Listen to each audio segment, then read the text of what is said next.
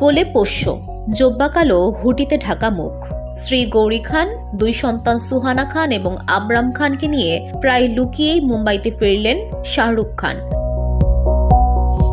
তবে পাপারাজ্জিদের লেন্সে বিশেষভাবে ধরা পড়লেন বচ্চন পরিবারের সদস্য অগস্ত্য নন্দা।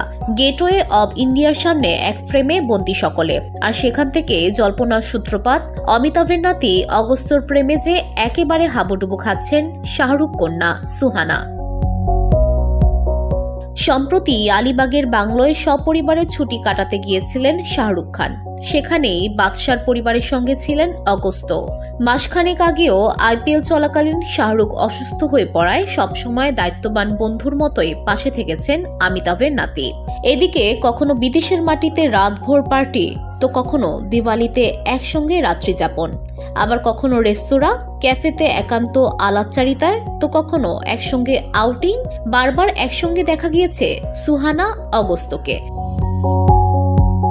বচ্চন পরিবারের সঙ্গে যে খান পরিবারের বন্ধুত্ব আত্মীয়তায় পরিণত হতে চলেছে, সে জল্পনাকে আরো জোরদার করে দিল শাহরুখের সঙ্গে অগস্ত্যর মুম্বাইতে ফেরার ছবি।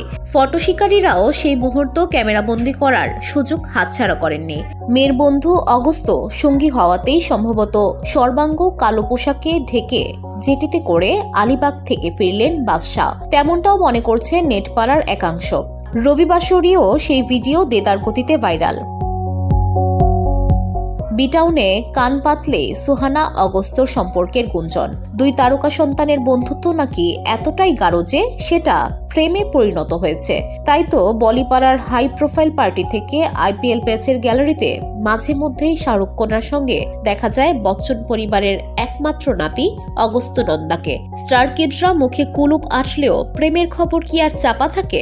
এবার শাহরুখদের আলিবাগের ছুটিতেও সঙ্গী অগস্ত্য। তাই কি বাদশাহ ফটো শিকারীদের লেন্সে মুখ দেখালেন না? VOD Bangla news desk.